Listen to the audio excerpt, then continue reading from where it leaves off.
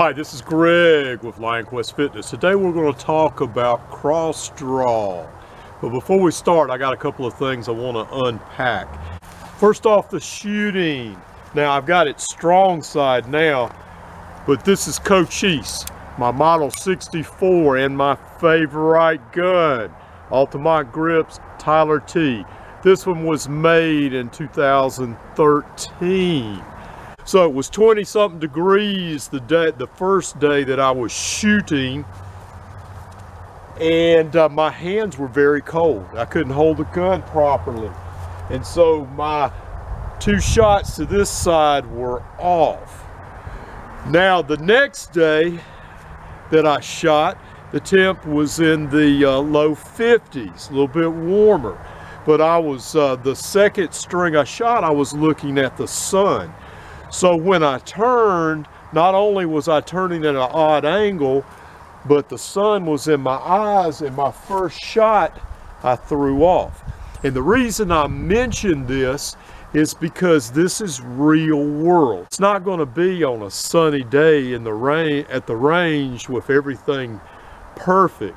You know, you're going to be tired, you're going to be distracted, it's going to be cold, it may be dusk, it may be dark.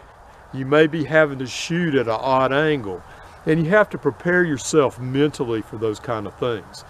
Now, the last shooting I did at 15 yards, and this is why this is my favorite gun, because I took a little bit of extra time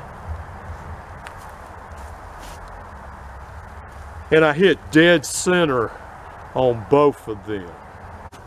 Now the rig I was using, this is a Kramer holster.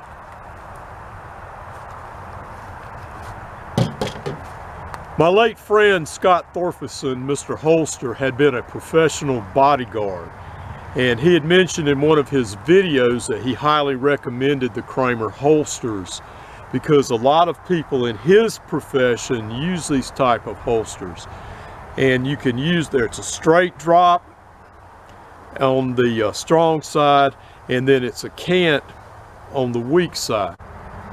Now these are very expensive.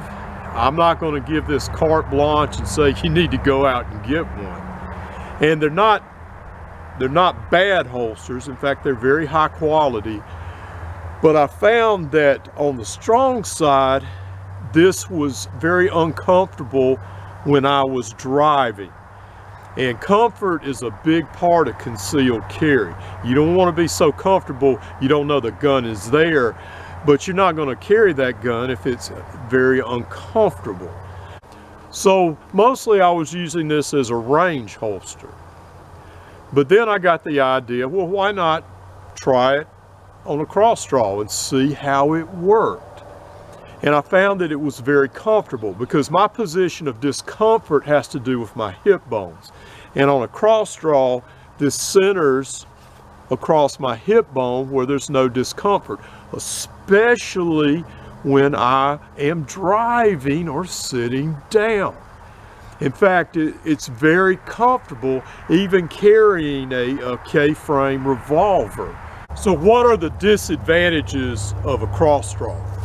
In a range setting, and you're drawing and you're flagging that person next to you. Also the same as if you're drawing for self-defense purposes, you may possibly flag somebody standing close to you.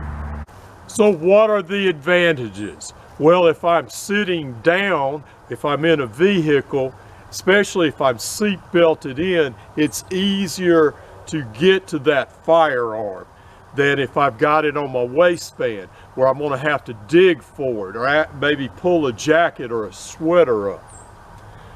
It's more comfortable, at least for me it is.